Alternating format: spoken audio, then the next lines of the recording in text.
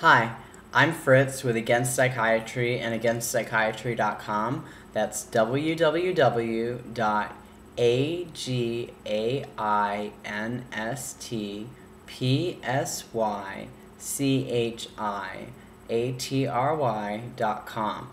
And this is the second installation of me, Fritz, reading an article that I wrote that is intended to help people to better inform themselves about the dangers of psychiatric drugs. If you didn't catch the first installment, you should either look for that and watch it first, or if you can't find it and you watch this section and you find it interesting, just to make sure you get the whole picture, you should go check out our website and read the text of the article in its entirety. Anyway, I'm going to pick up with the last paragraph that I read in the first section, which is, most of the symptoms we have come to associate with the mentally ill, the sleepiness, the apathy, the shuffling gait, the vacant facial expression, and the twitching, jerking movements, are actually symptoms created by the antipsychotic drugs themselves. Meanwhile, the psychiatrically assaulted brain, in a desperate and ineffectual attempt to restore dopamine function, attempts to compensate for the drug-induced dopamine deficiency by sprouting a noticeable proliferation of new, abnormally concentrated dopamine receptors. In keeping with the dopamine theory, this should cause such an affected person to become much more vulnerable to psychosis than they ever would have been if left undrugged. This seemingly paradoxical effect is borne out by the fact that in studies of persons hospitalized for psychotic symptoms during the 60s and 70s, there is a much greater relapse rate for those treated with antipsychotics than for those who were left undrugged, even when the drugged patients faithfully took their medication.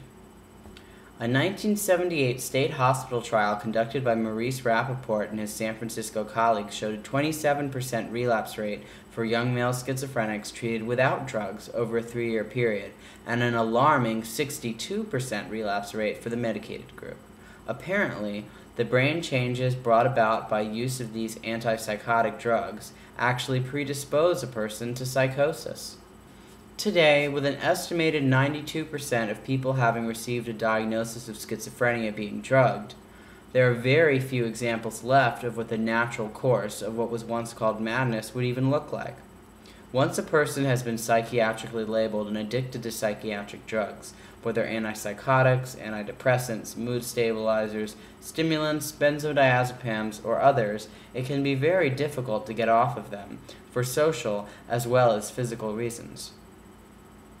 Unlike other branches of medicine, the psychiatric system clearly performs a social control function. Not only do psychiatrists have the law on their side, which permits them to employ both intimidation and physical force to achieve treatment compliance from people labeled with psychiatric conditions, which would otherwise be considered stalking, harassment, home invasion, assault, poisoning, kidnapping, etc., the psychiatric system has also been placed in charge of many social service programs, which leaves poor psychiatrically labeled people who wish to go off of drugs which they know are harming them, but can't afford to lose basic services such as public housing, caught between a rock and a hard place. Perhaps worst of all, many friends and family members of psychiatrically labeled people buy into the circular logic presented to them by psychiatrists and the media, which claims that the normal drug withdrawal symptoms experienced by any addicted person who goes off of psychiatric drugs are actually psychiatric symptoms and prove that the addicted person really needs them. Sadly, in the interest of maintaining profit, social control, and professional reputations, drug studies which demonstrated addiction or the increased likelihood of psychosis created by these drugs were largely suppressed from the public, as was a more than 50% incidence of akathisia, a torturous feeling of inner restlessness, and the emergence of tardive dyskinesia, tardive dystonia, a humiliating and often painful and disabling condition of muscular spasms and tics, including involuntary tongue thrusting,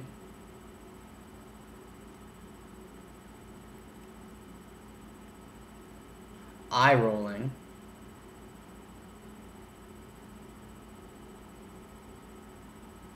grimacing,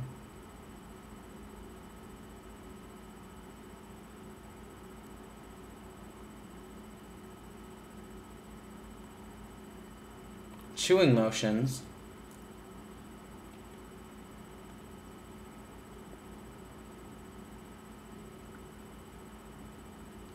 neck jerking,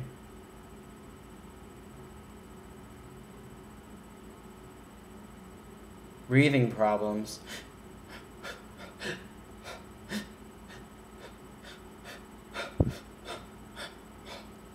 vocal tics,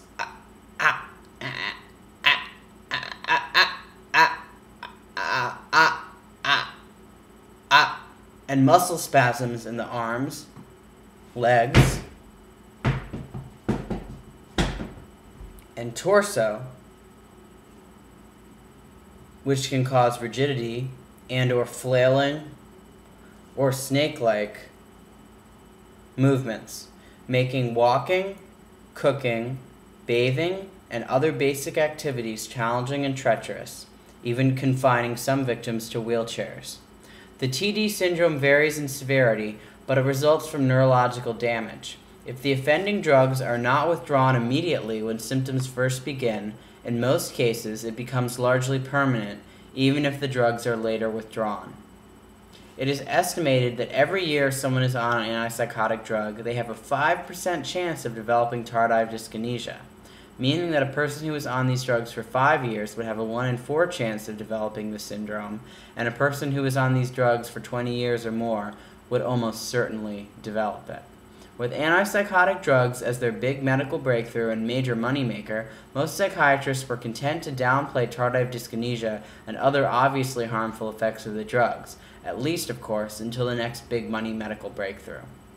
In the 1980s, a new class of drug became the darling of the psychiatric industry: SSRI antidepressants. The psychiatric industry had been attempting to market various other categories of chemicals, such as the MAOIs, as antidepressants for years, but had met with limited success.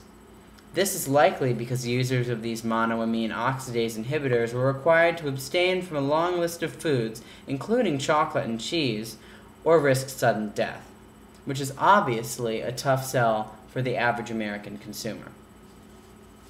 The invention of selective serotonin reuptake inhibitors, claimed at first to be free from harmful side effects, followed by the biggest promotional propaganda campaign ever undertaken by the psychiatric industry, which claimed that SSRIs such as Prozac were not only safe and effective at treating mental illness, but also, as stated in Peter Kramer's best-selling '93 book, Listening to Prozac, could also make a normal person better than well, and were thus desirable drugs for millions of Americans who would have never previously been considered mentally ill,